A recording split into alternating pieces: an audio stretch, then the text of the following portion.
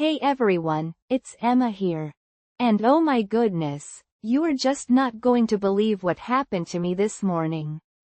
I was walking to get my coffee, just a normal Tuesday, and the sun was shining. The birds were singing.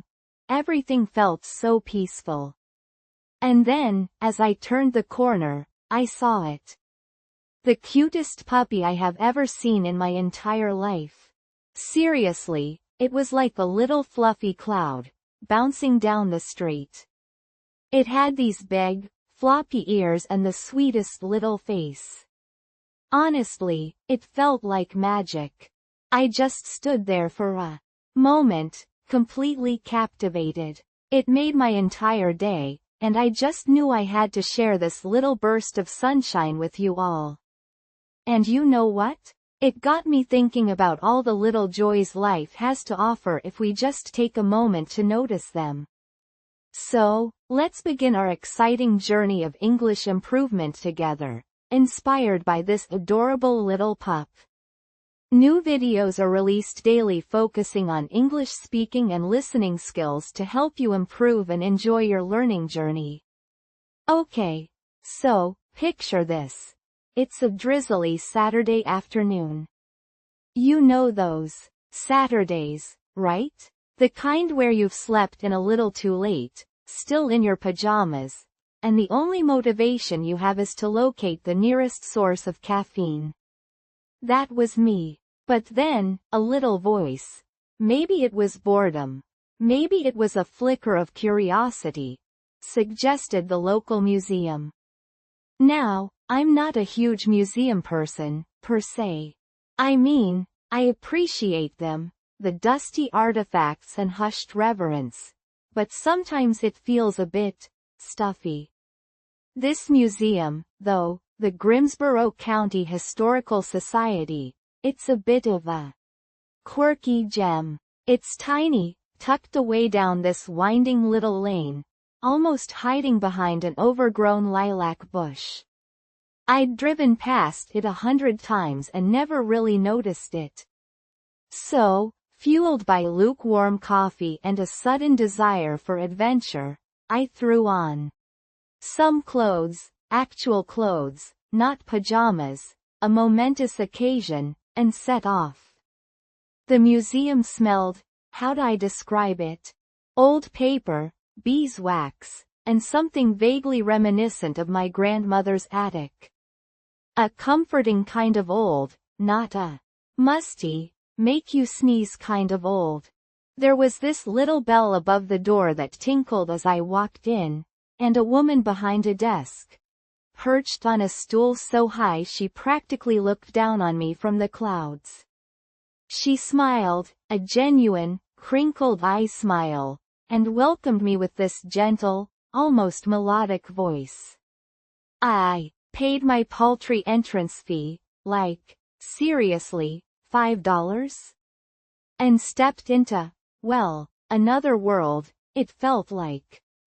The first room was dedicated to Grimsboro's agricultural past. Now, you wouldn't think farm equipment could be interesting, right? Wrong. They had this ancient tractor, a bright, rusty red behemoth, that looked like it had plowed a million fields. I swear, I could almost smell the freshly turned earth just looking at it. There were these tiny, intricate models of farmhouses, complete with miniature cows and chickens. I'm a sucker for miniatures, always have been. I spent way too long peering into them, imagining the lives of the families who lived there generations ago.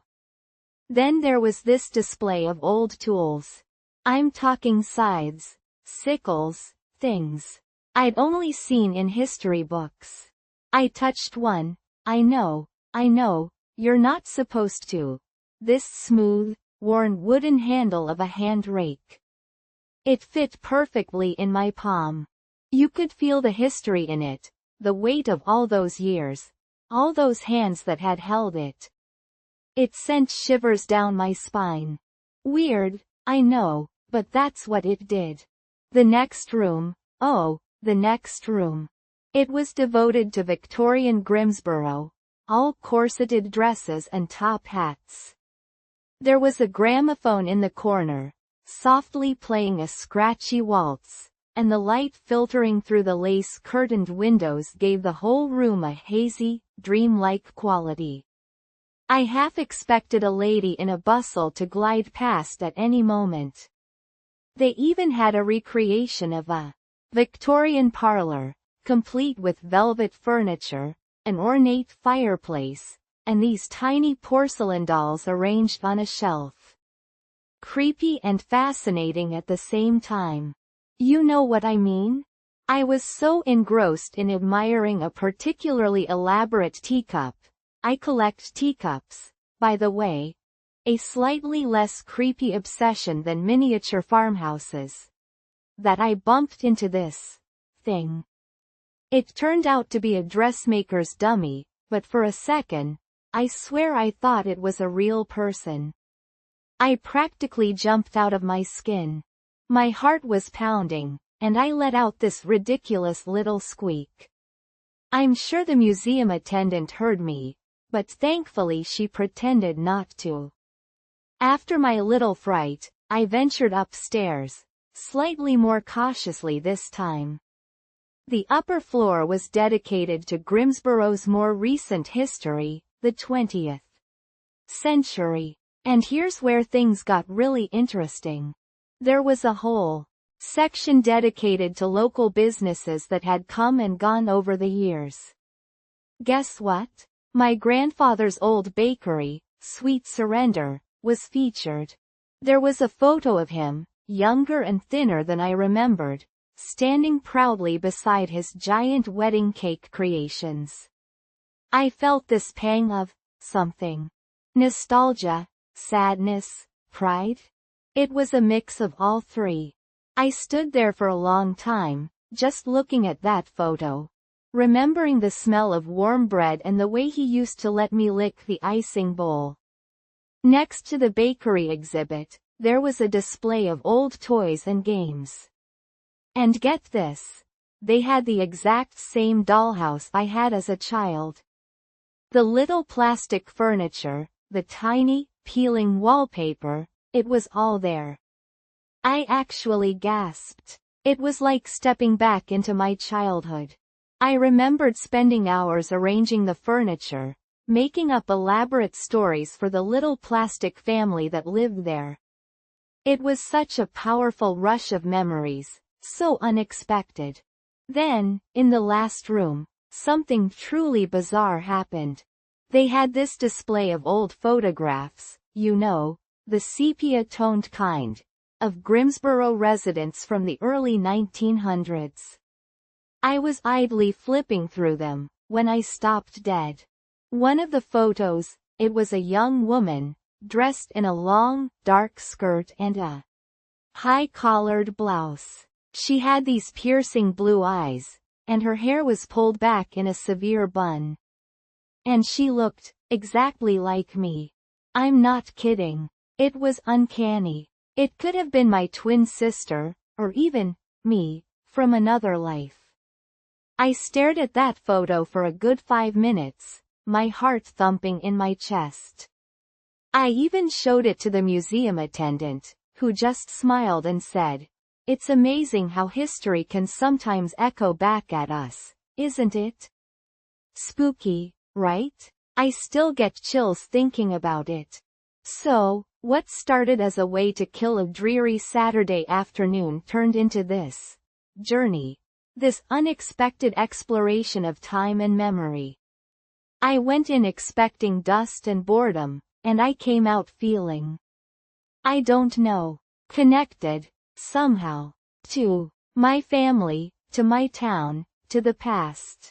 It made me realize how much history is all around us, hidden in plain sight, waiting to be discovered. And that, my friend, is the story of my visit to the Grimsborough County Historical Society. It might sound silly, getting all sentimental about a little local museum, but it genuinely changed my perspective. It reminded me that even the seemingly ordinary places can hold extraordinary stories. And you never know what you might discover when you open yourself up to the whispers of the past. So, next time you're feeling restless on a rainy Saturday, skip the Netflix binge and check out your local museum. You might just surprise yourself.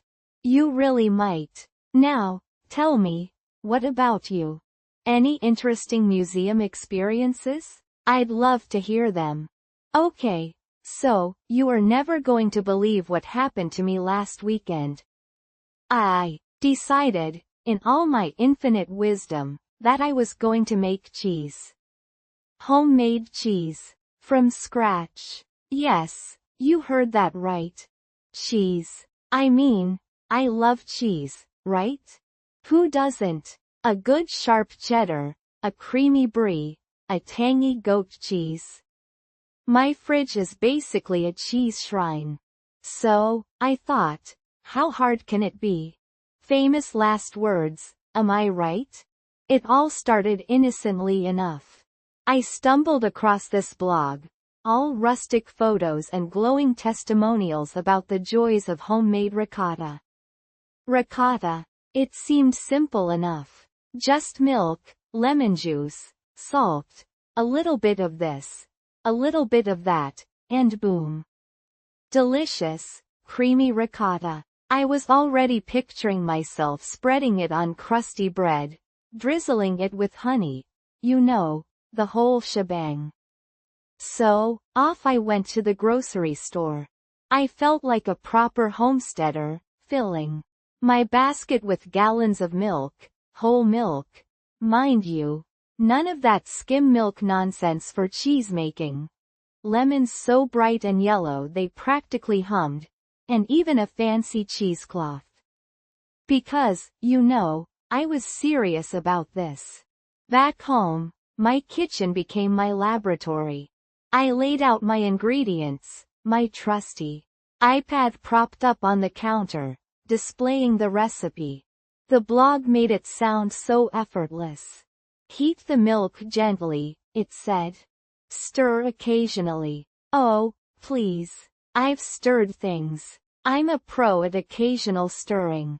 I poured the milk into my biggest pot, the one I usually reserve for pasta feasts, and set it on the stove. Now, here's where things started to get interesting. The recipe said, gently. But what does gently even mean in the context of heating milk? Is it a simmer? A low boil? A suggestive whisper of heat? I opted for something in between a simmer and a whisper, which, in hindsight, may have been my first mistake. As the milk warmed, I busied myself juicing the lemons. The scent of citrus filled the air, bright and cheerful. I even zested one, thinking I might add a little lemon zing to the finished product. You know, like a real cheese artisan. Then came the moment of truth. Adding the lemon juice. The recipe said to pour it in slowly, stirring constantly. So, I poured, and I stirred. And stirred. And stirred some more. Nothing. Absolutely nothing. The milk just sat there, looking at me blankly. I felt like I was performing some kind of bizarre kitchen alchemy, waiting for the magic to happen. I reread the recipe. Had I missed something? No. Everything seemed right. Maybe I needed more lemon juice? I squeezed another lemon, poured in the juice, and stirred again. Still nothing. The milk remained stubbornly uncurdled. My visions of creamy ricotta were starting to curdle themselves. By this point, the kitchen was warm and steamy, the air thick with the scent of hot milk and lemon. I was starting to feel a little frantic. This was supposed to be easy. What was I doing wrong? I checked the temperature of the milk. Lukewarm. Definitely not hot enough. Right. Okay. More heat. I cranked up the burner, and the milk started to bubble more enthusiastically. I added even more lemon juice, muttering encouragements to the pot like it was a marathon runner on its last leg. Come on, milk. You can do it. Curdle, curdle for me. And then, finally, it happened. Little white clumps began to appear, separating from the watery whey. Success. I felt a surge of triumph. I had done it. I was a cheesemaker. But my victory was short-lived. Because, you see, in my enthusiasm to get the milk to curdle, I had, well, let's just say I hadn't been paying the closest attention to the heat. And the milk, bless its heart, had decided to scorch. Just a little bit, mind you. But enough to impart a distinct, slightly burnt flavor to the whole operation. Undeterred, I strained the mixture through my fancy cheesecloth, which promptly turned into a sticky, milky mess. The resulting ricotta, well, it wasn't exactly the picture of perfection. It was a little lumpy, a little watery, and definitely had that unique, smoky undertone. I tasted it cautiously. Not terrible. Not great. Definitely not the creamy, dreamy ricotta of my dreams. But it was cheese. Kind of. Sort of. I stared at my bowl of slightly scorched, slightly lumpy, definitely homemade ricotta. I had spent the better part of my afternoon sweating over a pot of milk, only to produce something that was, well, let's just be honest, a bit of a disaster. But you know what? It was my disaster. My slightly burnt, slightly lumpy, totally homemade cheese disaster. And in a weird way, I was kind of proud of it. I mean, I had made something. Something that, while not exactly award-winning, was edible. Mostly. So, what did I do with my slightly scorched, slightly lumpy ricotta? Well, I wasn't about to let it go to waste. I mixed it with some herbs and spices, spread it on toast, and ate every last bite. It wasn't the ricotta of my dreams, but it was a testament to my perseverance. A reminder that sometimes, even the most epic fails can be, well, kind of delicious. In their own, special, slightly burnt way. The whole experience taught me a few things. First, cheesemaking is harder than it looks. Second, gently is a very subjective term. And third, even scorched, lumpy ricotta is better than no ricotta at all. Especially when you made it yourself. So, yeah, that was my cheese-making adventure. A bit of a roller coaster, right? But honestly, I'm already planning my next attempt. Maybe mozzarella next time? Or perhaps a nice cheddar? Who knows? But one thing's for sure. I'll be keeping a very close eye on that pot of milk. And maybe investing in a thermometer. And possibly taking a cheese-making class. You know, just to be safe. What do you think? Any cheese-making tips for a beginner? Because clearly, I need all the help I can get. Hey everyone, learning a new language can feel like climbing a mountain, right? But you know what? Your effort today is your strength tomorrow. Think about it. Every word you learn, every sentence you practice, it's all building a stronger, more confident you for the future. It's like adding bricks to a wall, one by one, until you've built something amazing. Keep going. You've got this. And you know what can be a really fun way to practice? Pretending to anchor a show. Imagine you're in your kitchen, cooking dinner, and suddenly you're reporting on the latest culinary creations. Tonight's top story: delicious spaghetti carbonara. We'll be taking a closer look at the perfectly cooked pasta and creamy sauce. It sounds silly, I know, but it gets you comfortable speaking out loud and using different vocabulary. It's easy to try anytime. Anywhere. Describing a place you visited is another great practice. Do you also find yourself understanding what others say in English, but hesitate when it's your turn to speak? Think about a place you've been, a park, a museum, even your favorite coffee shop.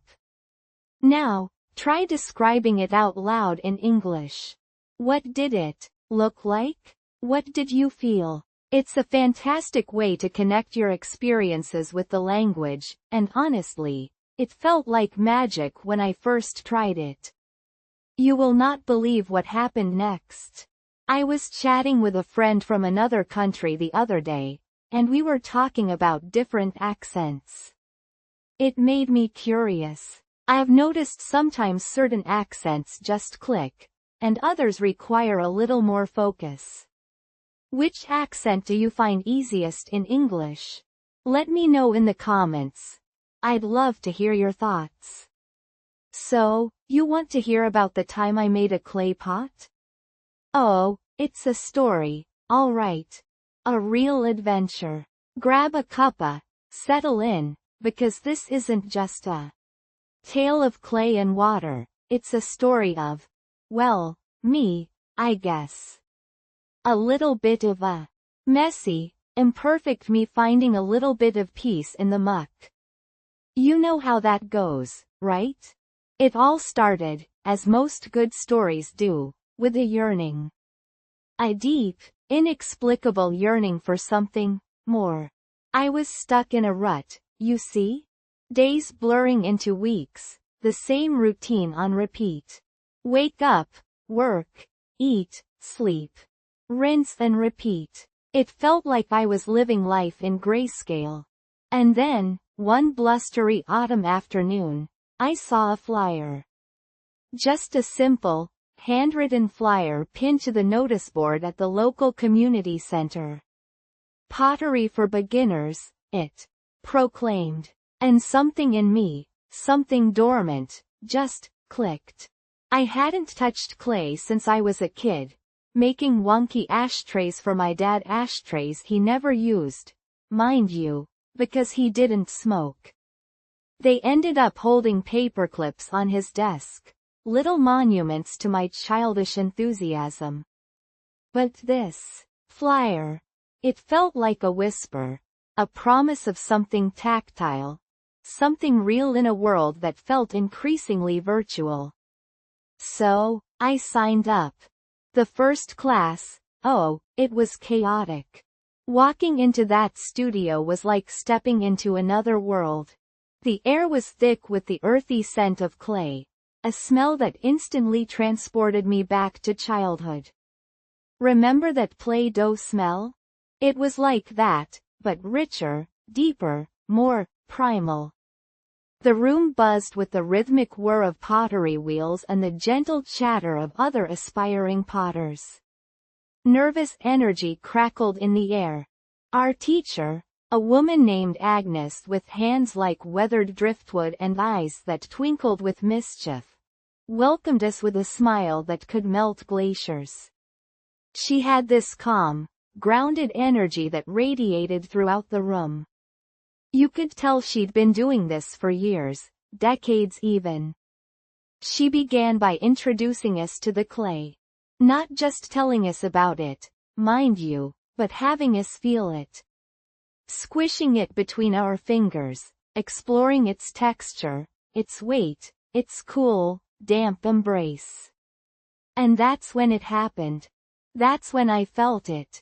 The connection. It was like the clay was alive. Responding to my touch, molding itself to my will. You know what I mean? That feeling of creating something from nothing, of transforming raw material into something beautiful, something meaningful. It was intoxicating. Now, the wheel, that was a different story. My first attempt at centering the clay was, shall we say, less than graceful. The lump of clay wobbled precariously, threatening to fly off the wheel and plaster itself against the wall. I gripped the clay tighter, knuckles white, my brow furrowed in concentration. Agnes, bless her heart, chuckled gently. Relax, dear, she said, her voice soothing, it's not a wrestling match. She placed her hands over mine, guiding me, showing me how to coax the clay into submission, how to feel its energy, its rhythm. Slowly, miraculously, the wobbly lump began to transform. It became a smooth, centered mound, obediently spinning beneath my fingertips. I felt a surge of triumph, a little burst of, I can do this. But, oh honey, the challenges had only just begun. Pulling up the walls, that's where the real artistry, the real frustration, came in. Imagine trying to coax a balloon into a perfect cylinder using only your wet, slippery fingers. It's like that, only messier. My first few attempts resulted in lopsided, wonky shapes that looked more like alien artifacts than teacups. I'd get so close, the clay rising beautifully, and then poof, a wobbly wall, a collapsed rim, a complete and utter disaster. There were moments, I'll admit, when I wanted to throw my hands up in the air and scream. Moments when I was convinced I was utterly devoid of any artistic talent whatsoever. But then I'd look around the room, at the other students, each struggling in their own unique way, and I'd realize I wasn't alone. We were all in this together, this messy, beautiful journey of creation. And Agnes, oh, she was a saint. She'd patiently guide us, offering words of encouragement, gentle corrections, and the occasional well-timed joke to lighten the mood. Don't worry, dear, she'd say with a twinkle in her eye, even Michelangelo had his off days. Slowly, painstakingly, I began to get the hang of it.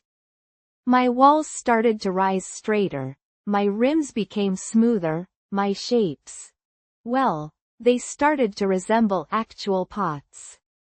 It wasn't perfect, not by a long shot, but it was mine. Created with my own two hands, imbued with my own energy, my own frustrations, my own little triumphs. Finally, after weeks of practice, I managed to create a small, simple bowl. It wasn't fancy, it wasn't symmetrical, but it was perfect. Holding it in my hands, feeling the cool, smooth clay against my skin, I felt a sense of accomplishment, a quiet sense of joy that I hadn't felt in, well, I couldn't remember how long. Then came the firing. The kiln, this giant, fiery beast, transformed my humble little bowl. It hardened it, strengthened it, gave it a permanence that I hadn't anticipated. When I finally held the finished product in my hands, it felt like magic. Like I'd unearthed a hidden treasure. And the glazing. Oh, that was another adventure entirely. Choosing the colors, layering them, anticipating the final result. It was like painting with liquid jewels. The kiln worked its magic once again, fusing the glaze to the clay, creating a shimmering, iridescent surface that caught the light just so. It was breathtaking. My little bowl, once a lump of shapeless clay, was now a work of art. My art. Imperfect, yes, but utterly, undeniably mine. And guess what? It now sits proudly on my kitchen counter, holding not paper clips, but fruit. A tangible reminder of that blustery autumn afternoon, that yearning for something more, and the unexpected joy of getting my hands dirty. So, you see, it wasn't just about making a clay pot. It was about finding a connection to the earth, to myself, to something bigger. It was about the process, the mess, the frustration, the joy. It was about finding beauty in imperfection. And you know what? I think everyone needs a little bit of that in their lives. Don't you? Okay. So grab a cuppa, snuggle in, because I have to tell you this story. It's about a surprise gift, yeah, but it's so much more than that. It's a story about, well, you'll see. It's about family, about love, and about the kind of magic that only happens when you least expect it. You know how sometimes life just throws you a curveball? You think you're going one way, and bam. Suddenly you're on a whole different path? That's kinda how this whole thing started. I was going through a rough patch, honestly. Work was crazy demanding, deadlines, meetings, you know the drill, and I was burning the candle at both ends. My apartment, which is usually my little sanctuary, was a disaster. Laundry piled up, dishes in the sink, the whole 9 yards. I was basically surviving on instant noodles and sheer willpower. My birthday was coming up, and honestly, I wasn't even looking forward to it. It felt like just another day in that blur of exhaustion. I figured I'd order takeout, maybe watch a movie, and just collapse. My family, bless their hearts, always make a big fuss about birthdays. My mom, especially. She's the kind of person who remembers every little detail, every embarrassing childhood story, and isn't afraid to share them with a captive audience. So, I knew there would be calls, cards, probably a slightly too enthusiastic rendition of Happy Birthday over a slightly crackly video call. And I loved them for it, I really did. But this year, I just wasn't feeling it. A few days before my birthday, I got a text from my younger brother, Liam. He's a total tech whiz, always tinkering with gadgets and coding things I don't even pretend to understand. His message was cryptic. Big surprise coming your way. Be prepared to be amazed. Don't ask questions. Just trust me. Now, Liam isn't exactly known for his elaborate surprises. His idea of a grand gesture is usually remembering to take the bins out. So, this message piqued my interest. Amazed? I texted back. By what? You finally cleaning your room? He just replied with a winky face emoji. Classic Liam. The day before my birthday, a large, oddly shaped package arrived. It was heavy, wrapped in plain brown paper, and addressed to me in unfamiliar handwriting. No return address. Now, I'm not usually one for conspiracy theories, but this was getting weird. I mean, really weird. I cautiously circled the box, prodding it with my foot. It didn't tick, so that was a good sign. Inside, nestled amongst layers of packing peanuts, was a vintage record player. A beautiful, gleaming, absolutely stunning vintage record player. It was a rich, mahogany wood, with intricate details carved along the edges. The turntable itself was a polished silver, reflecting the light like a small, metallic sun. And beside it, a stack of vinyl records. Everything from classic jazz to rock and roll, even some old show tunes my grandmother used to sing. I was speechless. Utterly, completely speechless. I ran my fingers over the smooth wood, the cool metal. It felt real, solid, a tangible connection to something beautiful in the midst of the chaos. But here's the thing. I didn't own any records. I mean, nobody I knew owned records. It was like receiving a typewriter in the age of laptops. Beautiful, yes, but slightly impractical. I called Liam. Okay, spill, I demanded. What's the deal with the record player? He just laughed. Do you like it? Like it? I love it. But, why? Just a little something to help you slow down, he said. Enjoy the music. Appreciate the little things. And then it clicked. He knew. He knew how stressed I was, how burnt out I felt. He knew I needed something to pull me out of the digital whirlwind, something to ground me. That night, after I'd finally wrestled the packing materials into submission, I carefully placed a record on the turntable. It was a Billie Holiday album, one I vaguely remembered my grandmother playing when I was a child. I lowered the needle, and the room filled with the warm crackle of the vinyl before Billie's voice, smooth as velvet, drifted out. It was magical. The sound was so different from anything I'd heard on my phone or laptop. Richer, fuller, more present. It wasn't just background noise, it was an experience. I closed my eyes, and for the first time in weeks, I truly relaxed. The music washed over me, carrying me away to a different time, a different place. But the real surprise wasn't the record player itself. Guess what happened next? The following day, my doorbell rang. Standing on my doorstep was my entire family. My parents, my brother, my aunts, uncles, cousins, the whole gang.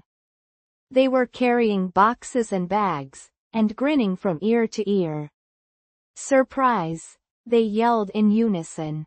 Turns out, the record player was just the beginning. They had pooled their money and planned a whole, analog, birthday celebration for me. They'd brought board games, old photo albums, even a hand-crank ice cream maker. No phones, no laptops, no screens. Just good old-fashioned family fun.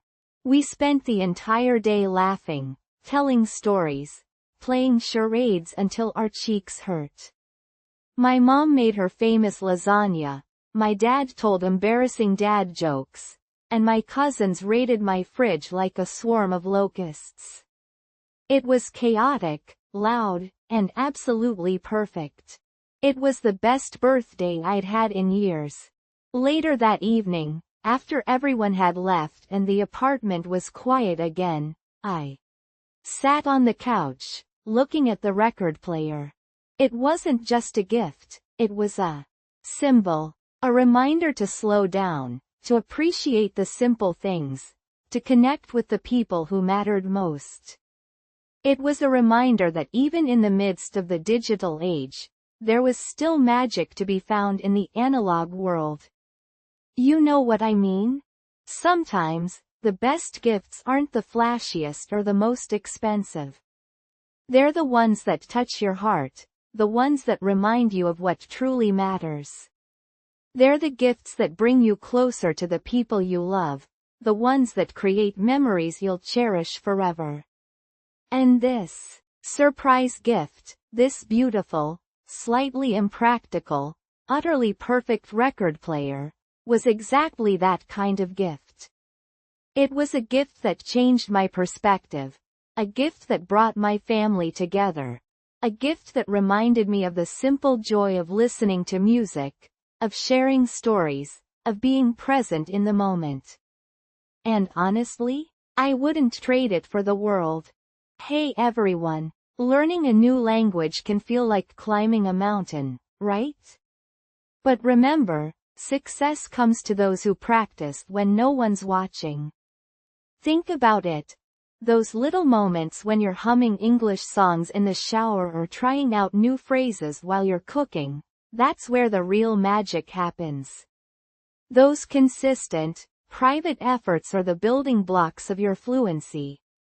Believe me, they add up, and you will not believe how much confidence they give you. And you know what? Here's a fun little practice idea. Giving imaginary directions. Imagine you're guiding a friend through your city, describing landmarks, suggesting restaurants, or explaining how to get to your favorite park. It's something you can do anywhere, anytime, while you're walking the dog, waiting for the bus, or even washing the dishes. It's a simple, playful way to boost your speaking skills without any pressure. Honestly, it felt like magic when I first tried it. Participating in online discussions can be another fantastic way to improve. Do you also find yourself understanding what others say in English, but hesitate when it's your turn to speak? Online forums and groups offer a safe space to practice expressing your thoughts. You can take your time to type, edit, and refine your responses, building confidence before venturing into real-time conversations. It's a great stepping stone. You will not believe what happened next. I was watching a video of Malala Yousafzai the other day, and her powerful words in English truly resonated with me. It made me think about the impact language can have. Which English speaker inspires you? I would love to hear about someone whose fluency or storytelling captivates you, and why. Share your thoughts in the comments. I can't wait to read them. Okay, so picture this. It's a scorcher of a day. Like, the kind of day where the air shimmers above the asphalt, you know. And my tiny apartment is basically a pizza oven. I had promised some friends, my dearest ones, Sarah, Liam, and Maya, a proper summer get-together, and I was determined to make it special, despite the heat. And what's more summery, more refreshing, than a tall glass of ice-cold, homemade lemonade? Right? Right. So, I decided, this wouldn't be any ordinary lemonade. Oh no, this would be the lemonade. The kind you dream about. I'm talking the freshest, zestiest, most vibrant lemonade these taste buds have ever encountered. I had this vision in my head, frosty glasses sweating in the sun, the clinking of ice, happy chatter. It was all going to be perfect. The first hurdle, of course, was the lemons. Now, usually, I just grab a bag from the supermarket, no big deal. But for this lemonade, I wanted something special. So I remembered this little farmer's market tucked away near the old train station. It's a bit of a trek, but one figured, hey, it's for the cause. The market was buzzing. People everywhere, the air thick with the smell of ripe peaches, tomatoes still warm from the sun, and that earthy, sweet scent of fresh-cut flowers. It was intoxicating. I wandered past stalls piled high with colorful produce, feeling like a kid in a candy store. Finally, I found the citrus stand, and oh my goodness, the lemons. They were enormous, glowing practically, with this incredible, vibrant yellow skin. Almost like little suns themselves. I picked up one, and it felt heavy, juicy, just perfect. I couldn't resist giving it a little squeeze, and the scent, oh, that zesty, bright, citrusy explosion. It was heaven. I ended up buying way more lemons than I probably needed, but I couldn't help myself. They were just too beautiful. I was practically skipping home, my canvas tote bag overflowing with sunshine yellow goodness.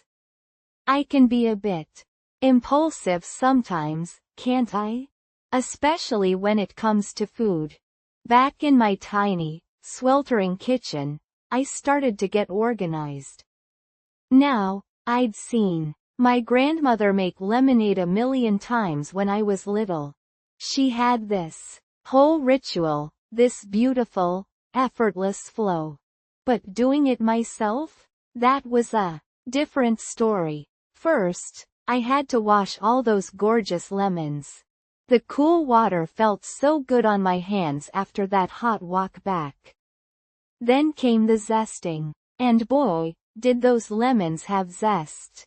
My tiny kitchen was filled with this incredible aroma, sharp and sweet all at once. Little curls of zest piled up on my cutting board, looking like tiny golden ribbons. And then, the juicing. Now, I'd imagined this romantic scene. Me effortlessly squeezing out gallons of juice, like in a movie. The reality? It was a sticky, messy affair. Lemon juice squirted everywhere. On my face, in my hair, on the counter. At one point, I swear, a seed flew straight into my eye. It wasn't quite the graceful, elegant process I'd envisioned. But you know what? It was real. And it was fun. In a chaotic, sticky kind of way. As I wrestled with the last stubborn lemon, I started to second-guess myself. Was the juice too tart? Did I zest too much? Not enough? Doubt, that sneaky little gremlin, started creeping in. But then I remembered my grandmother's secret weapon. A pinch of salt. Just a tiny pinch to balance the sweetness and bring out all those vibrant flavors. She used to say, salt is the whisper that wakes up the sugar. Wise woman, my grandmother. So, I took a deep breath, stirred in a pinch of salt, and tasted it. And, oh my goodness.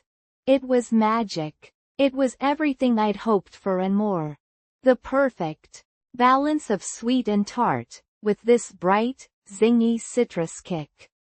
It was pure sunshine in a glass. I actually did a little happy dance in my kitchen, right there amidst the lemon carnage. Don't judge. Next came the chilling. I poured the precious liquid into a big glass pitcher, added a handful of ice cubes, the kind I'd meticulously frozen in heart-shaped molds, just for the occasion, and popped it in the fridge. I wanted it to be perfectly chilled, frosty cold, ready for my friends. The anticipation was killing me. I kept peeking in the fridge, swirling the pitcher, checking the temperature. It felt like forever. Finally, the doorbell rang. My friends had arrived. Sarah brought a huge bouquet of sunflowers. They looked just like giant, happy faces.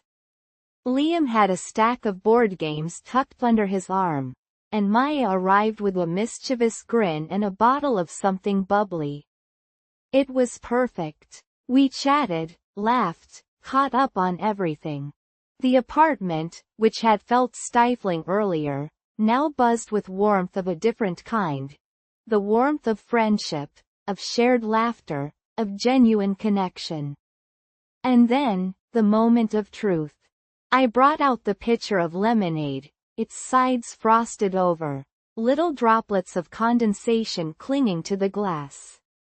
The ice clinked merrily as I poured it into the waiting glasses, garnishing each one with a sprig of fresh mint from my little window box. The first sip, I watched my friends' faces. Their eyes widened, smiles spread across their faces. There were happy sighs, little murmurs of appreciation. Wow, Sarah breathed, this is incredible. Liam, ever the dramatic one, declared it the nectar of the gods. And Maya, bless her soul, just grabbed the pitcher and poured herself another glass. That moment, right there, amidst the laughter and the clinking glasses and the warm summer air, felt perfect. It wasn't just about the lemonade, you know? It was about the connection, the shared experience, the simple joy of being together. It was about creating a little pocket of happiness in a sometimes chaotic world. And that, my friend, is the story of how I made the most epic lemonade of my life. It wasn't just a drink, it was a memory. A reminder that sometimes, the simplest things, done with a little love and a whole lot of zest, can be the most extraordinary. So, tell me, What's your favorite summer memory? I'd love to hear it. Okay. So, you know how sometimes you just crave something. Not just any hunger pang, but a deep, soulful yearning for a specific taste? Well, the other day, it hit me. A tidal wave of longing for bread upma. You know, that South Indian comfort food? My grandma used to make it, and oh my goodness, just thinking about it makes my mouth water. Now, I hadn't made bread upma in ages. Years, maybe. My attempts at adulting usually involve quick scrambled eggs or toast. Not exactly gourmet, right? But this craving, this was different. This was a call to action. A culinary adventure waiting to happen. So, I pulled out my phone, called my mom, who, let's be honest, is my culinary lifeline, and said, "Mom, I need to make bread upma. Talk me through it." She, bless her heart, chuckled and said, Okay, slow down, my dear. Do you even have all the ingredients?" Well, that question sparked a frantic dash to the pantry. Let me tell you, my pantry is a chaotic wonderland of half-empty jars, forgotten spices, and the occasional rogue bag of chips. It's a miracle I found anything in there, but somehow, I managed to locate most of what I needed. Slightly stale bread. Perfect. Mustard seeds. Curry leaves. Slightly dried out. But we'll manage. Onions. Green chilies.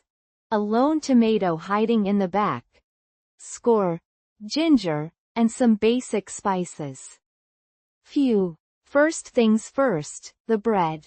Now, my grandma, she had this special knack for tearing bread into perfectly sized pieces.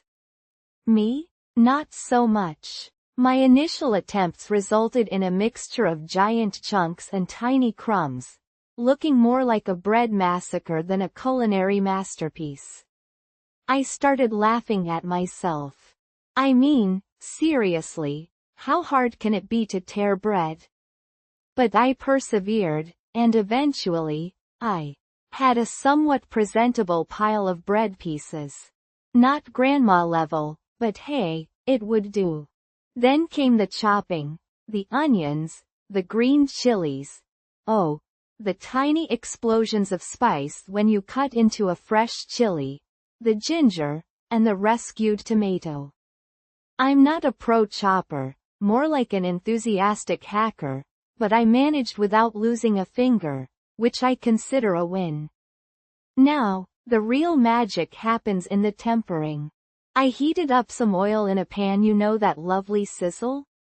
And tossed in the mustard seeds. Now, here's where I made my first rookie mistake. I added the mustard seeds before the oil was hot enough. They just sat there, sullen and unpopped. "Mom," I yelled, halfway across the city, metaphorically speaking.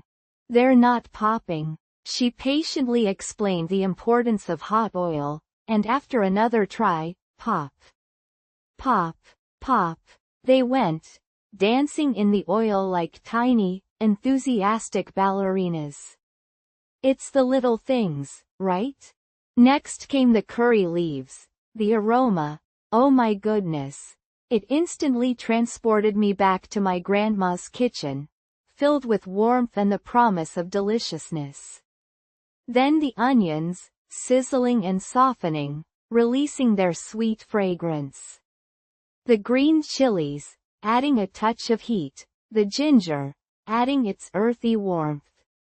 It was a symphony of scents, a culinary orchestra playing just for me. Once the onions were golden, I added the chopped tomato, and here's where things got a little interesting. See? I forgot to drain the excess water from the tomatoes. So, instead of a beautiful sauté, I ended up with a kind of tomato-onion stew. Oops. But you know what? I embraced the chaos. I stirred it all together, added the turmeric, a pinch of chili powder for an extra kick, and a dash of salt. Now, for the star of the show, the bread. I added it to the pan, tossing it gently to coat it with the spiced mixture. And then, the final touch, a squeeze of lemon juice, that bright, tangy burst that elevates everything. I stood there for a moment, just inhaling the aroma. It wasn't exactly like my grandma's, but it was close. It was mine. It was imperfectly perfect. I grabbed the plate, heaped a generous serving of bread upma onto it, and took a bite. The textures, the flavors, the crispy edges of the bread, the soft, spiced interior, the tang of the lemon, the warmth of the spices. It was a party in my mouth. I closed my eyes for a second, savoring the moment. It wasn't just about the food. It was about the memories, the connection to my grandma, the joy of creating something with my own hands. And you know what? Despite the slightly soggy tomato incident and the unevenly torn bread, it was delicious. Truly, deeply, soul-satisfyingly delicious. It wasn't just food, it was an experience. It was a journey. It was a reminder that even in the midst of our busy, chaotic lives, there's always time for a little bit of magic, a little bit of comfort, and a whole lot of bread upma. I called my mom back, and with a mouthful of bread upma, because priorities, I told her about my adventure. She laughed, and I laughed, and we shared that special connection that only comes from a shared love of food and family. So, yeah, that was my bread upma saga. It wasn't perfect, it wasn't fancy, but it was real, and it was mine. And sometimes, that's all that matters, isn't it? You know what I mean? It's about more than just the food. It's the feeling, the memory, the love that goes into it. And honestly, that's the best ingredient of all. Maybe next time you're feeling that craving for something comforting, something real, you should try making some bread upma. Trust me, you won't regret it. And hey, if it comes out a little wonky, even better. It just adds to the story, right? Just like mine. From the bottom of my heart, thank you so much for watching and for spending this time with me. I really appreciate you staying connected and being a part of this. If you enjoyed this video and want to stay updated with new daily content focused on English speaking and listening, I'd love it if you would follow, like, subscribe, and share. You know, before we go, it made me wonder, who are you hoping to catch up with this weekend? It's always so lovely to hear what everyone is thinking about, and it's a fantastic way to practice expressing yourselves in English and connect with others in the comments. Sharing your plans, big or small, can be so inspiring.